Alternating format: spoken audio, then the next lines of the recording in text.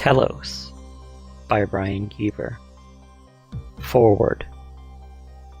Hello and welcome back to the innards of my mental labyrinth, the plots within a maze fit for all ages to invite themselves into. Here you stumble onto the characters and plots that align from the earliest points of my career.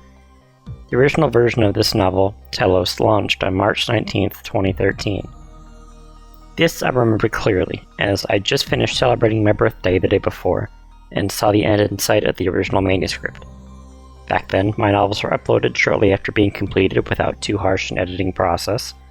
Grammar would be checked, spelling corrected, but that was usually as far as it went. Now, nearly 9 years later as of this writing, I can say much of my process has changed. And now, 10 years later as of recording this, many portions remain the same. I still sit in a comfortable seat, as though that seat itself may change, and the computer that which I type on has changed, yet still the ideas of my original novels cannot leave my brain alone, as I have rewritten and expanded the first and third novels of the original Promethean trilogy. TELOS was always the scary one. It was the shortest of the original three, but it was the origin of my novel story. I've described the story in other forewords before, but I guess with repetition comes appreciation. The first story that I finished from beginning to end was titled Zero.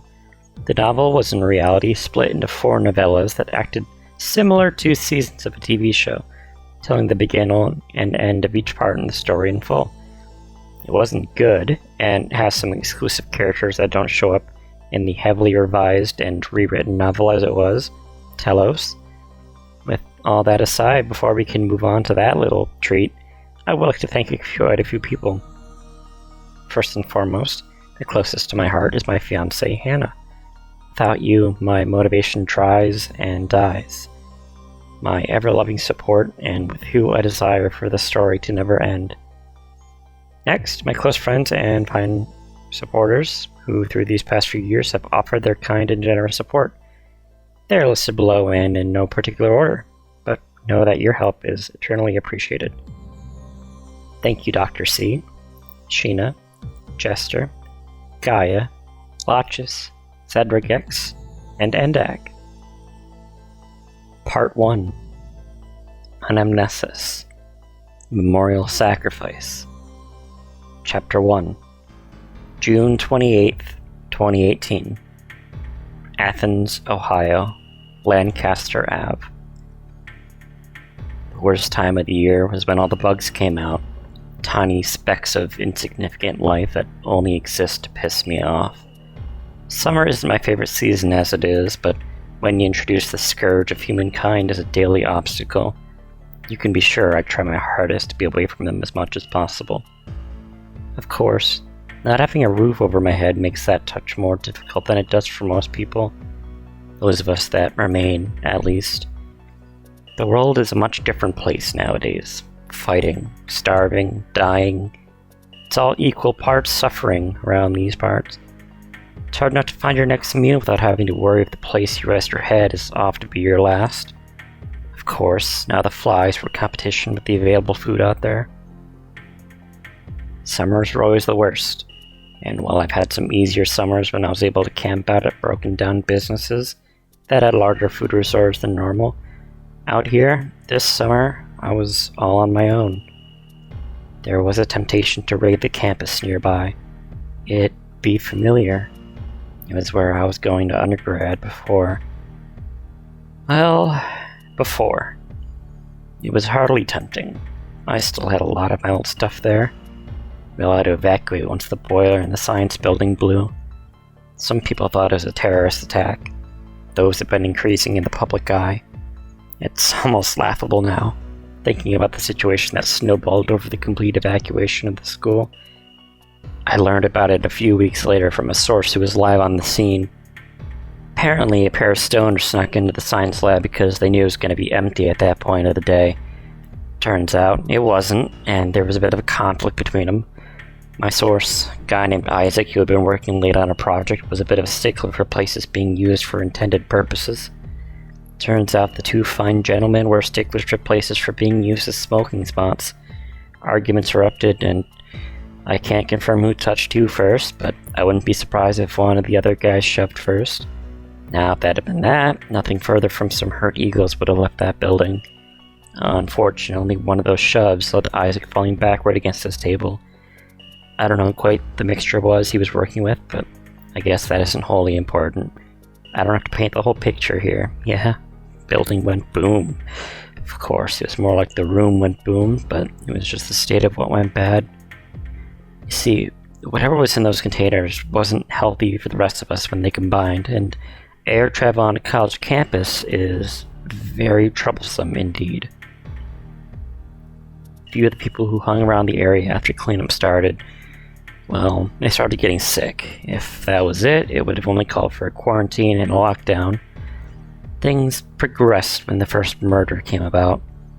Those people became feral. Sounds like the start of a post-apocalyptic zombie story, right? Well, things progressed from there. All in all, there were about 20 people that were seriously affected. And when the second case went feral, the entire campus shut down. Everyone was evacuated out. Wasn't much of a police force to take down the creatures those people became, so they just remained and haunted the halls, surviving in whatever they could get their hands on.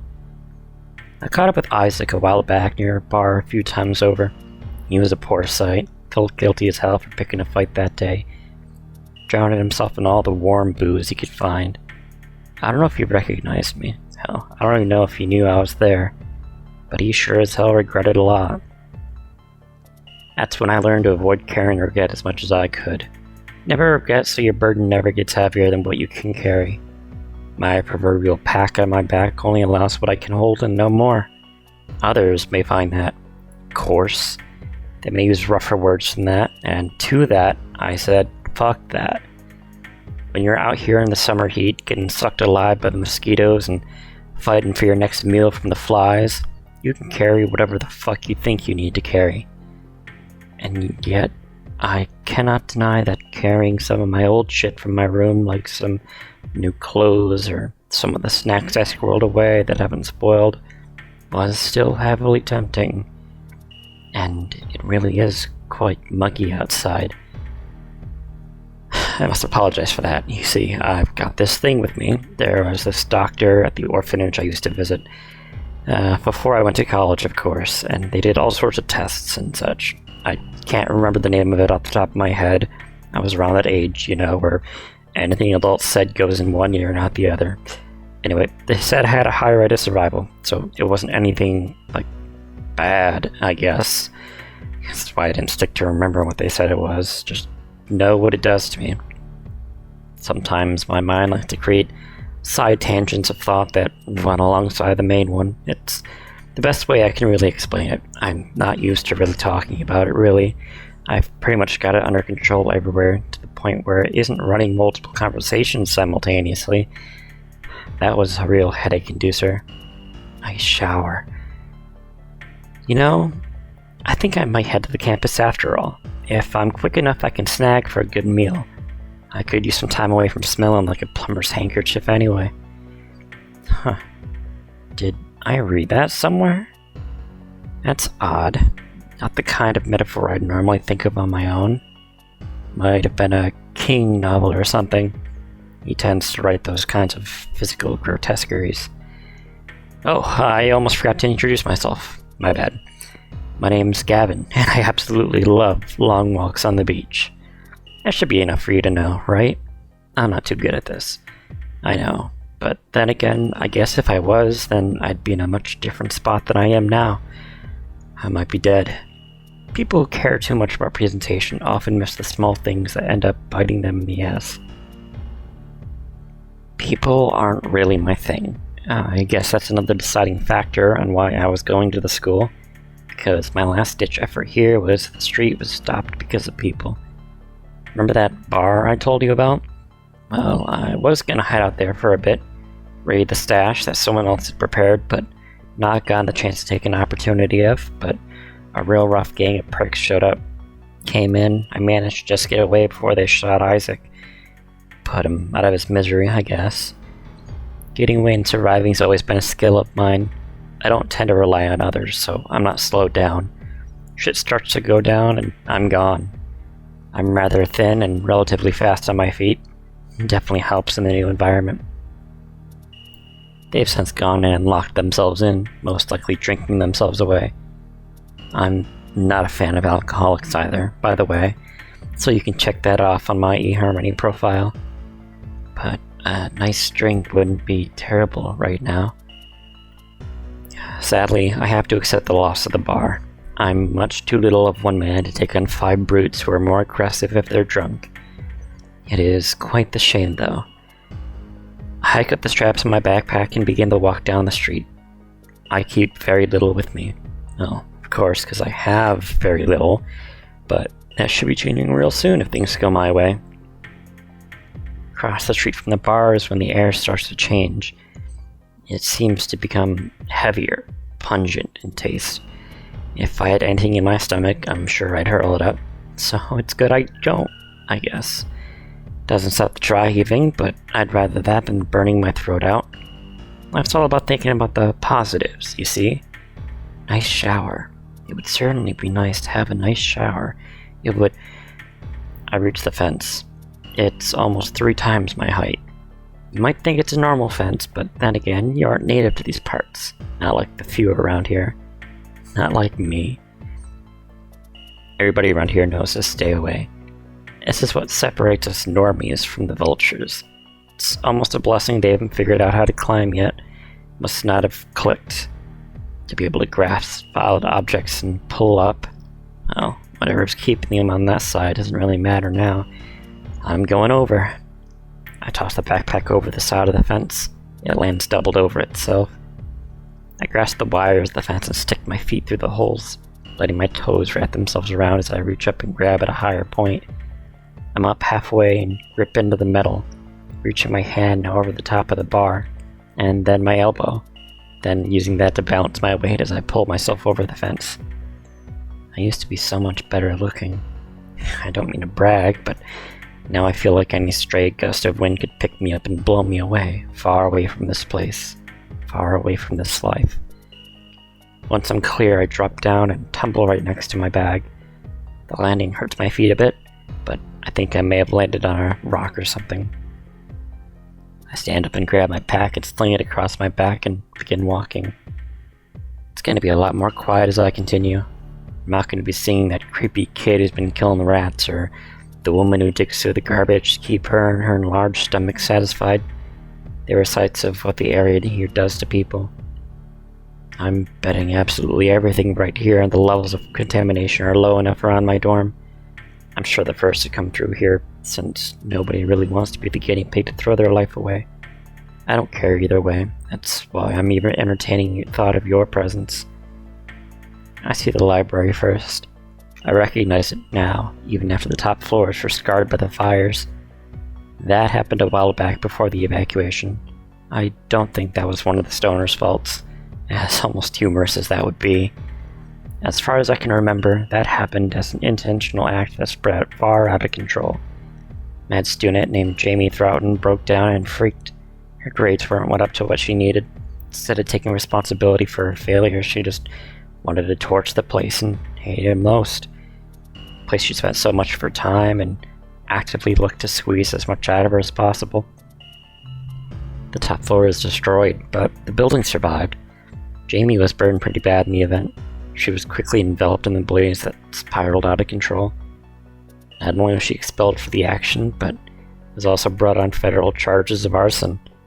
Can't say I don't know the stresses that could push someone to that point, but to so fruitlessly kill any chance of survival or recovery.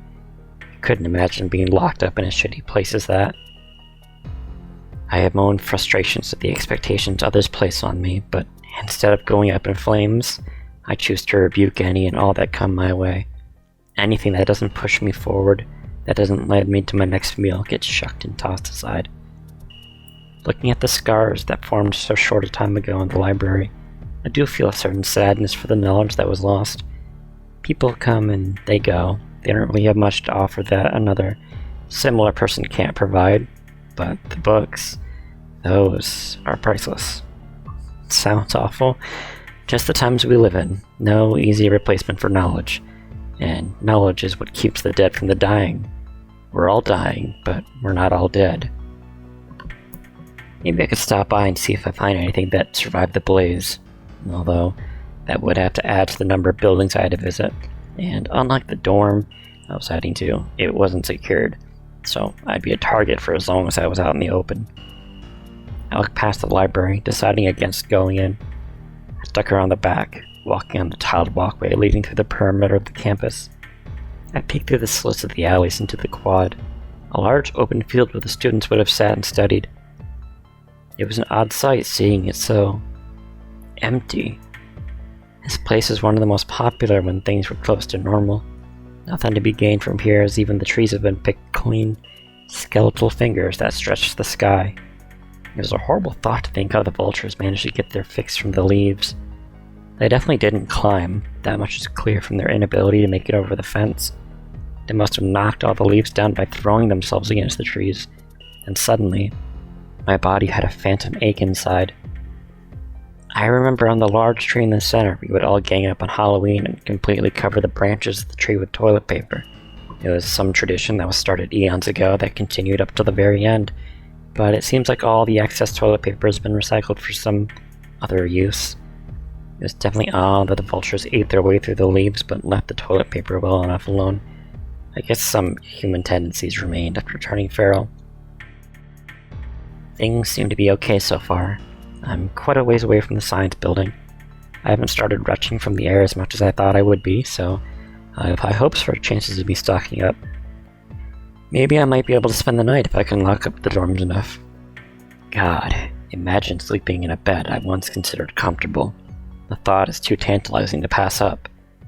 Then, thinking on how nice that would be, I think how long I'd been without it. It really kinda sucks, you know? Like, I worked tons of summer jobs since I was 16. Also, I could make it to college and do something with my life. I don't think I'm gonna be getting a refund on any of it. All that wasted time, effort, money. I find my old dorm after my deliberations. The building itself was rather unassuming. The exterior had no defining features that distinguished it from any other building. I only knew its purpose because of my extended experience here. My stuff, or what remained of it, should still be in my room, of course. That's with extremely positive thinking, and assuming no vultures made it into the building yet. This dorm specifically was outfitted with fiberglass windows and could only be opened from the outside, with a student or faculty ID. The other buildings trying to get the upgrade soon enough, but it just wasn't in the cards, it seemed. They wanted to instill a sense of security in the freshmen, so they'd stay and continue to pay tuition. They didn't give a shit about upperclassmen. Those were hollow promises. I raced to the front door, sliding my backpack to the front as I opened up the front zipper. I grabbed at the plastic card with my face plastered on the front, my eyes staring back at me with the dumbest smile I'd ever seen. I need a haircut, I said, looking at the blonde bush on my head. And when I get one, I want to grow it out. It almost makes me want to drink. I'm broken out of my thoughts by a terrifying scream behind me. I turn quick on my heels to see the naked, bruised body of one of the vultures. She's got a crooked jaunt in her stride. Open sores and welts covered the surface of her body, and bruises discolored the entirety. Dirt, grime, and what looked like blood caked her wicked form. She looked at me with an obsessive glare. She begins drooling as she walks closer. No, this is not going to go down this way. Hurry, just have to scan the card. I turn and practically smash the card against the scanner. The light goes green and I make a mad dash inside, turning to pull the door shut as quickly as I can. The vulture slams her body against the door frame, and I'm almost pushed inside by the force of it. These monsters, just what could have set them off? What was in that explosion that turned them from normal people into these absolute feral creatures? Something's happened. Something big and nobody wants to talk about it. Well, not nobody. I hear whispers that it isn't happening just here. There are people that come here from other cities that have it way worse, like Buffalo or San Diego. Those places have it real rough. I dig in my heels and shove the door back in its latches. The vulture's fingers slid in between the cracked opening. The door shuts over top of them, and the vulture emits a nasty scream that shakes my stomach something uncomfortable. I I finally push it closed, but the vulture pulls its fingers free. The door shuts and the lock re-engages. I slide down against the door, catching my breath, looking out onto the lounge I'd been so used to just a year ago. The place I'd called home, if not just for a while. And now, it's gone to shit. Chapter 2. I remember going to Disney World once with my father when I was 5. It's my earliest memory, and I remember the carousel most of all. I had never experienced that sense of extreme dizziness, seeing the characters all around, and that many people in one place. It all coalesced into a single perfect memory. I remember calling out to my father and running toward him after leaving the carousel. That feeling of the world spinning underneath my feet. The total loss of control. And now I sit here with that exact same feeling, and the world is underneath me, still spinning. I look down at the ID in my hands. With the force I'd slammed the card in, I saw it bent quite a bit. Damn things were cheap as hell anyway. Don't even think that this thing will work for anymore now. It's always just another way for them to get you to shell out another $30. Hoping that I'm wrong, I gather my bearings and stand up with the bent card clutched in my hand. I make my way across the room and press the card against the reader. Once, twice, and a third time, and it doesn't give. I groan loudly. I turn the rest of my head against the door, pounding it slightly. Fuck. Fuck, fuck, fuck. Goes to show how awful these things really were. The door is locked tight, and the windows were so thick I wouldn't be breaking them with anything short of a battering ram. Of course, they couldn't cheap out on the budget for that, and I definitely classify this as an emergency situation. I look back to the security desk. Peering around the wall, I can see the power still running at the computers. Of course, these computers had direct access over the scanner system. I hop over to the countertop and pull the chair up to the side, running my fingers on the keyboard. Username, password. Of course, how could I have forgotten? Damn it, I don't know any of their logins. Unless... wait a second. I think I remember the computers here all shared a default login. I just have to use admin for the username, and the password should just be 1, 2, 3, 4, 5, 6. Found that out last year while dicking around in the computer lab. I had a bad habit of forgetting my account password from time to time, and I just resorted to using the default since it was much easier to remember. I type it into the field, and the computer boots up fully. Success! Now it's just a matter of finding the program that controls the scanners. I open the start menu and go to the search bar. Scanner. 0 results. Lock. 0 results. Student ID. 1 result. ID manual. Perfect. And to think, I could have made an excellent security guard. I just did the extent of the guard's work that worked here. Especially this one guard who watched Golden Girls on the portable TV he always brought into work. Pretty sure you could have been John Wayne Gacy and made it past him. It actually reminds me of the time I learned I didn't have to take them seriously. I was out with a friend of mine. Well, he was a friend, at least. Don't know if he made it out alive. Anyway, sorry, sidetracked. He was this real tall guy. Kieran was his name. Easily the tallest guy on our floor. Could leap a mile if he tried. Passed us over at 21, and we went to go get some booze down in the city. There's this whole store they had set up, little mom and pop shop with a cashier who didn't card you if it looks the part. So Kieran goes to the store and buys a few cases of beer, nothing too fancy.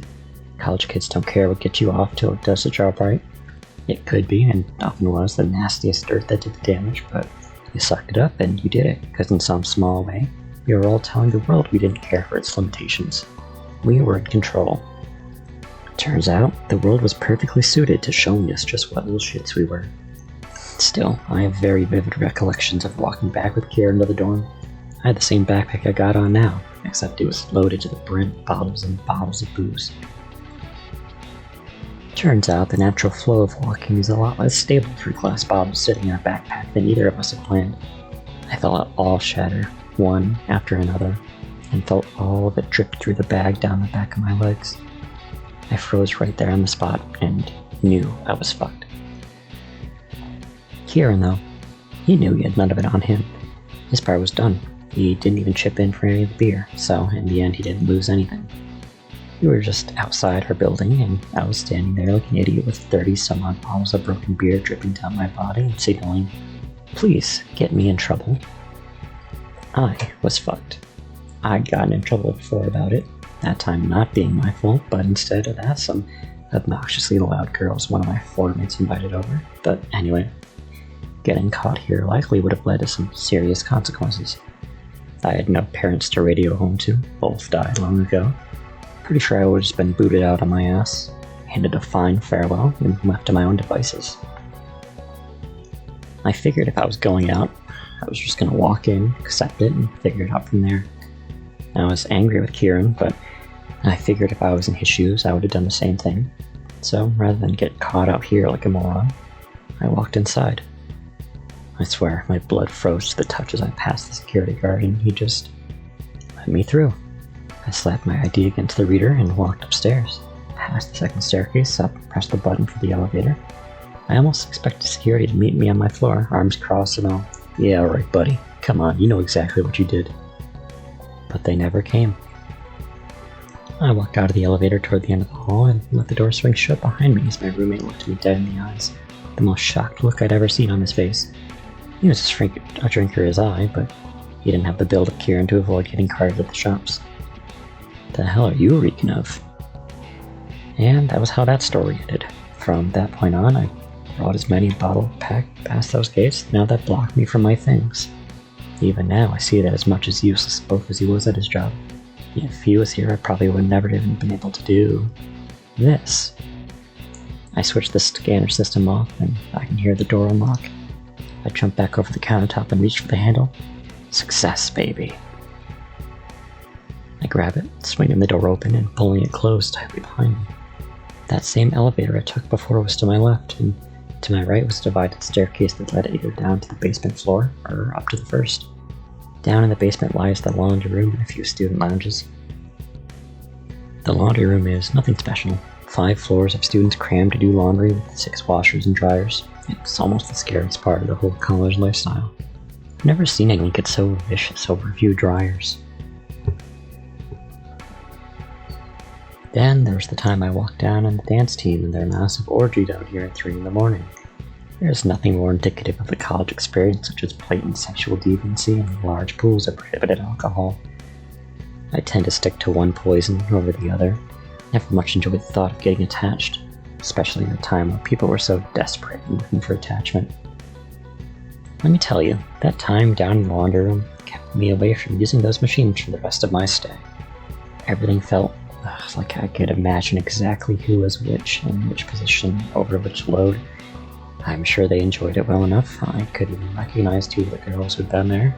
It was my first meeting with the school dean about improper use of school facilities, whatever that is. The lounges weren't that much different. People who wanted to bone usually chose down in the 2 separate lounges if their roommate was busy with the room. My room was on the 2nd floor. I began walking up the stairs to the right, and I swing open the door right at the top.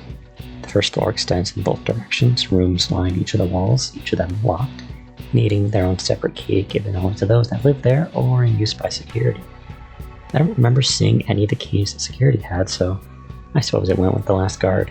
Wherever you may be, you may as well be 6 feet under. My exit is through the door on my right, the stairwell that climbs all the way to the top floor. I'm climbing up the stairs and push the door open onto my floor.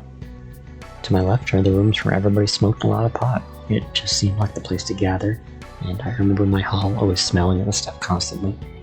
To the right are the bathrooms and the rest of the world, who would join people on the left, and just past them, in the end, is my room. Of course, my roommate was asthmatic, so weed was a deep no from him. He's gone now, just like everybody else. I don't know if he's still alive.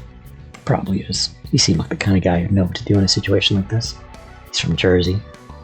I walked down to the end and stand in front of my room. It'd be a real shame if my door was locked like everybody else's. Mine was always so weird that it never fully locked when it closed. That led to some irritating times where a couple of guys down the hall would sneak into my room and do some shit to me while I slept. Well, now I'm making a positive of this. I'll bet they're absolutely jealous now that I have access to my room and all of my shit. That is, if they are still able to feel jealousy. I open the handle and walk in, smiling at the place I called home, even for a short time. My bed remains made, my roommate's stuff is still here. I even see the drawer where he kept all the expensive knives. He could become a serial killer with all these fucking knives in his drawer. I always gave him shit for it. Turns out his fascination with them just came from the design of the use. I toss my backpack onto my bed and I see a box of Cheez-Its on his desk. He's not going to be eating these anytime soon. They're stale, but at this point I don't give a shit.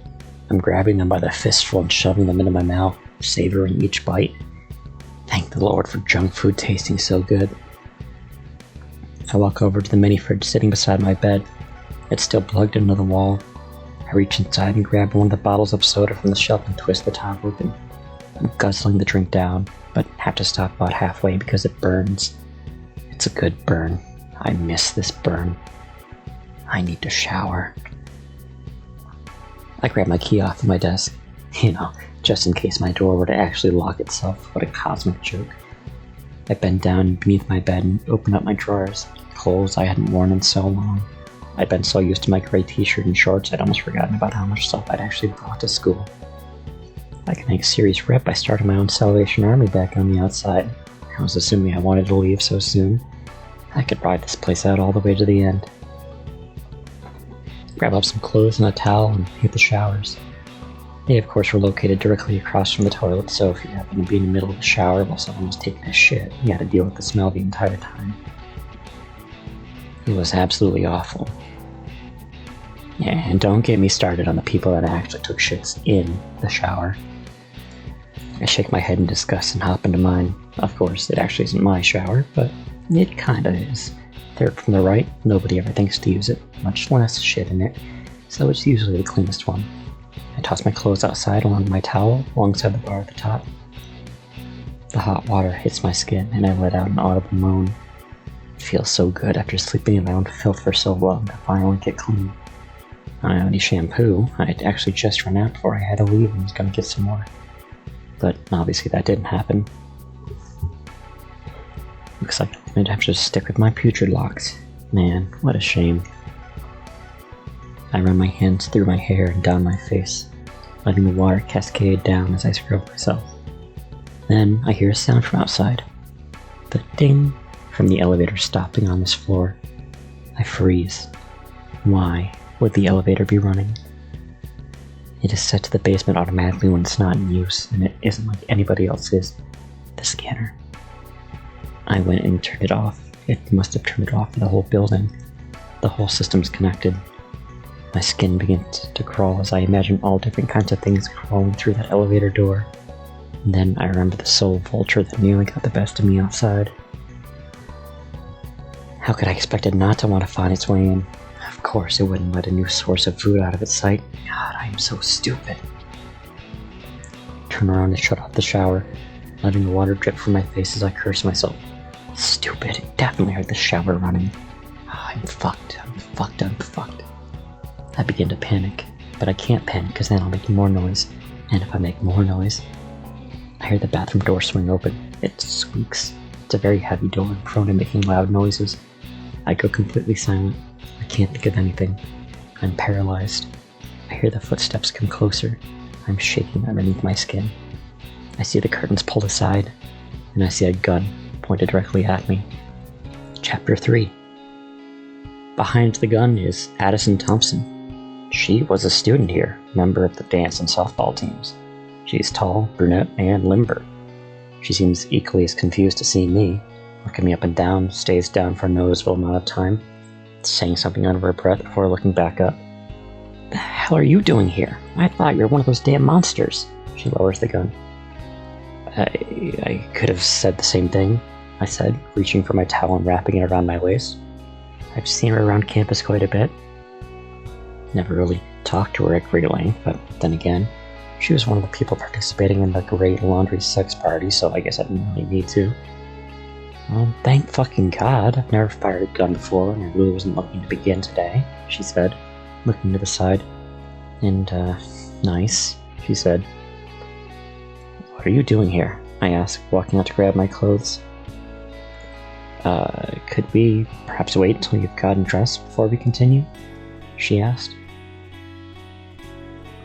You're oversensitive about the human body? Who would have guessed? I asked, throwing my shirt over my head. She looks angry for the smallest of seconds, but then a flash of recognition passes across her face. No, it isn't that. I'd actually forgotten about that whole thing down in the laundry room, she said, dropping her shoulders.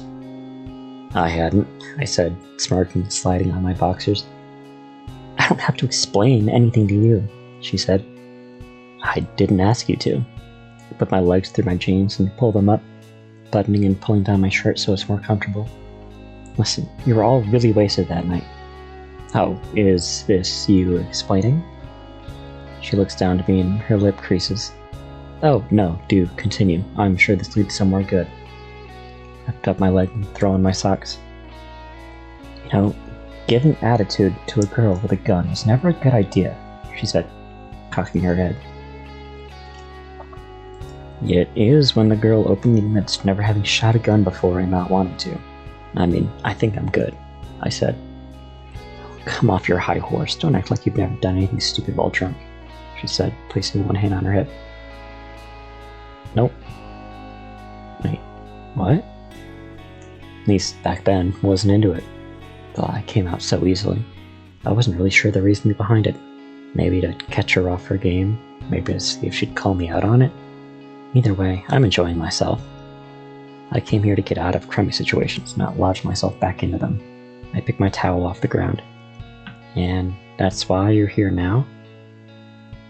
Right now was a momentary lapse in judgment that turned out in my favor. I could have easily been mauled by those monsters outside, or not even made it to the grounds at all. I begin walking around the corner and look back as I speak. She follows. The question I want to ask is why you're here.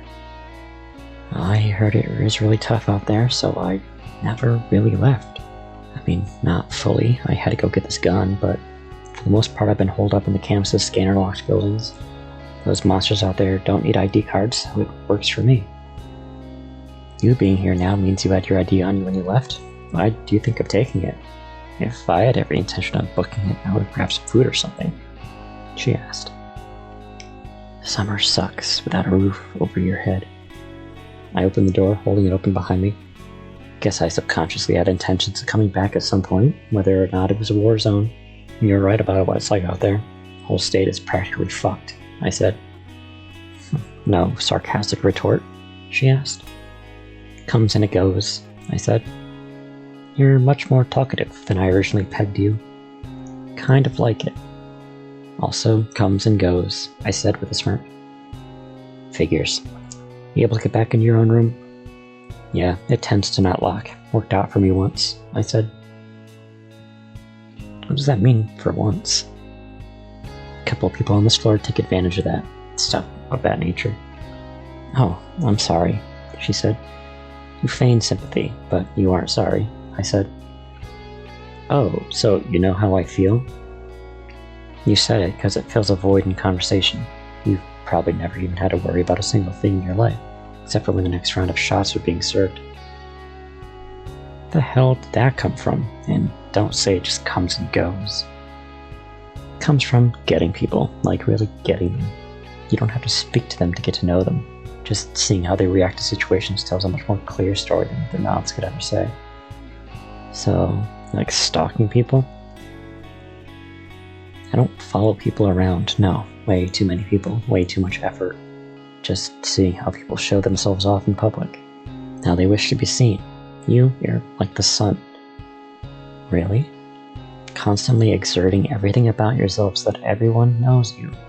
Call for attention of the highest caliber. Her look changes, but not to the angry expression I was expecting.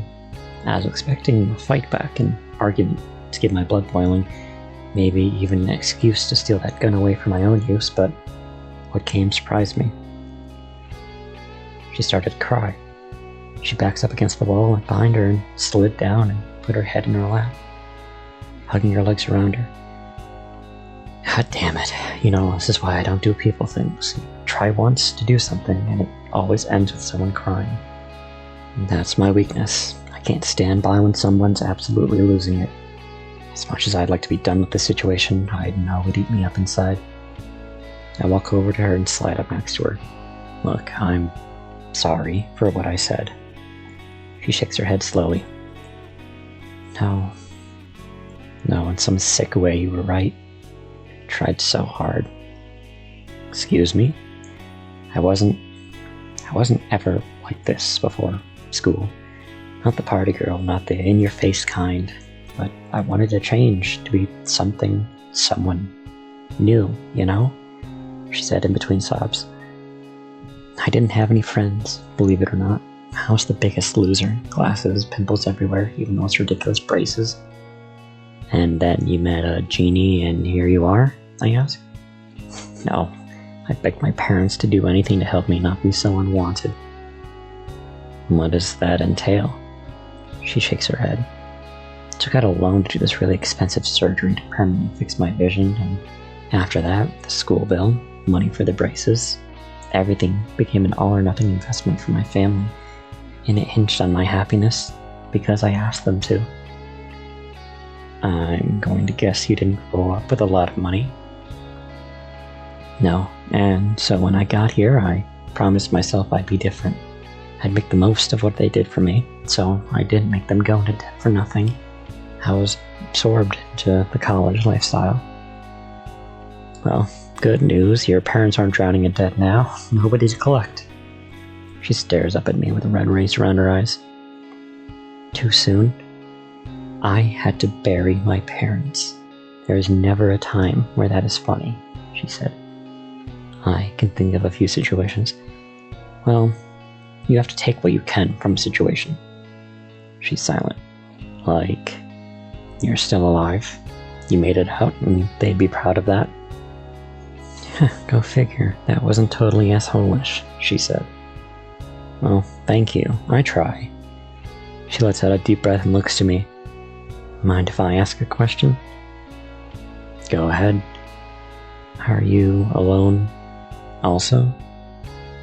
Since I was about 15. I'm sorry, she said, looking down. It's like I said, finding positives. I didn't have to lose them to this nonsense, I said, leaving my hand in front of me. You're horribly macabre. You know that, right? I've been told as much, I said. Well, do you think you would consider joining me in my room? I look over to her. I mean, not in that way, unless you want to. But really, I meant like pooling resources. Out there is kind of fucked, and we're both at this on our own. It might just make this a little less shitty. I stare at her, considering her proposal. Makes enough sense.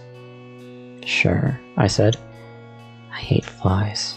This is the time when they would start popping up. Really? Yeah, why not? I said, standing to my feet. Seems like a grand time. If you want to go head up, I'll grab some stuff from my room and follow you up, I said. She stands up behind me. Okay, you know which room is mine, right? 403? I didn't, but I guess I do now. I push open the bathroom door. She walks behind me and takes the door as I walk out. She smiles and turns to the elevator, pressing the button. I turn around and walk down toward my room. I open my door and walk inside, letting the door close slowly behind me. You feign sympathy. You aren't sorry. Where did that come from? Maybe I was pushing my own flaws onto her. Projecting, I think it's called. But maybe it's just something that she said that triggered it. Before I came here, I really didn't do any of this stuff, I swear. Maybe it's the certainty of the promise, the look for approval.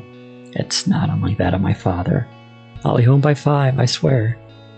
I swear, I don't buy it for a second. Nice sob story she has, but it seems a little too neat. A little too convenient in this time where convenience is dangerous. I'm not in a time where I can take things at face value anymore. That kind of thing can get you killed. That girl sees a lonely kid, and so she thinks she has no other options. She might as well sway his mind to give her a good time, that and some free supplies. I slip into my pair of sneakers. So why then am I entertaining the thought of going up there? Well, just because I can see through her words like a window doesn't mean I shouldn't use what she's offering. I did say I was slightly aroused back during the great laundry orgy. She does really have a nice chest. I grab up my backpack and unzip it fully, grab the box of cheese that's beside me and stuff it on top of the small black box that I already have inside. Fits just as well beside it, nested, and I move it to my closet. I find some more boxes of food, mostly unopened. Grab what I can fit in my backpack. Drinks I'm not too particularly needing of at the moment, but I grab a few just in case. I choose bottles of water over the soda. I guess I want to keep hydrated easier. Finally, I open up my roommate's desk drawer and grab out the box of condoms inside. You won't be needing them anymore. Chapter 4. Up on the 4th floor, I can see Addison's door slightly open. I walk up and push it the rest of the way with my hand. Addison's sitting on her bed, cross-legged with a remote beside her, facing her television, which seems to be showing a never-ending loading screen. Internet's spotty here, of course, there's nobody paying the bill, but sometimes, just sometimes, I can connect to Netflix, she said. How can it do that? I don't know, but I'm not going to question it. Might just jinx it. Ah, I see. You can set your bag down by the dresser, she said, pointing. Alright, thank you, I reply. I walk over to the other side of the room and lay the bag down on the floor. I also reach into my pocket and take out my broken ID. Such a shame. I sure they liked my picture here, too. I lie. Oh, she asks, looking over. I flash the pieces of my ID and she cocks her head. Did that just happen? I walk over toward her and lean on the side of the bed. No, it's when I was coming into the building. I had to rush because I'd caught the attention of one of the vultures outside. I said, Vultures? That's just what I call people out there. Oh, makes sense. Wait, if it broke right when you came in, then how did you get past the door near the security desk? Oh, I went behind the counter and manually opened it from the computer, I said. Outside of the room, I hear the ding of the elevator. By which you mean you shut off the scanner? Well, fuck, we've got to move, she said, standing up. God damn it, why'd you have to do that? Especially now, of all fucking times. I had no way else in here, I said. Then you should have left. Damn it, I said, running over to my backpack. You have your gun ready? Never had to use it before. I don't know if I really can, she said, more to herself. You almost used it on me, I said. That was the adrenaline, that's long gone, she said. Alright, give it to me then, I'll use it, I said, I hope she actually listens. What? No, it's mine. You're the one who fucking allowed it to come up here. I'm not rewarding you with shit, she said, standing her ground. I said I was amazed with her sudden bravado if I didn't mean chance loss in my own life. Okay, fine, but there isn't anything that said we need to confront it now. Stay quiet, I said, closing the door. I walk over to my backpack, putting it back on. She moves off to the bed and bends down, her skirt not quite covering as she reaches underneath the bed and pulling out the pistol. I hear the elevator door open. Whatever's outside is definitely in, and it's on our floor. Stay there. I'll shoot if it comes in, Addison whispers, moving slowly in front of the door, holding the gun out in front of her, cocking it and breathing heavily. I hear heavy footsteps outside. They are slow and methodical. Not like the stumbling and rush that had come to meet me outside. Is it maybe another one that managed to find its way in? Or was it something worse? The footsteps stop. I can see the shadow of whatever is outside crawl underneath the door and stop right at Addison's feet. She's sweating bullets. I'm sweating nukes. There's a knock on the door. Once, twice, and then 3 times. I'm absolutely silent, and she swallows hard. There's another knock. A single, hollow knock that seems to last for an eternity. Then something smashes against the door. It shakes a little bit, but holds. The sound makes me jump. Whoever the fuck it is, you better leave. I have a gun and I'll shoot you. Addison screams. She's hyperventilating. There's a silence, and then a low voice growls out. It's distorted by some sort of voice modifiers sound almost robotic. You don't have the guts. Then the door flies off of its hinge right into Addison, sending her to the ground. Standing in the hallway was a robed figure wearing a gas mask. It jumps into the room with incredible speed and stamps onto the doorframe, snapping it in two and picking Addison up off the ground. Right when I pick up the gun she dropped and I raise it, leveling it with the intruder's head. "Let her go, now," I said. The robed figure utters a low and hollow laugh, and from underneath the robe comes a long blade that digs itself into Addison's abdomen in one swift motion. Her head flies back and her eyes go wide as I feel the fingers pull the trigger. The bullet catches in the side of the figure's head, but it doesn't detract from pulling the blade off her. I see that there are spikes on the side of the blade, and they rake out her intestines as they pool onto the floor before me. I was wrong.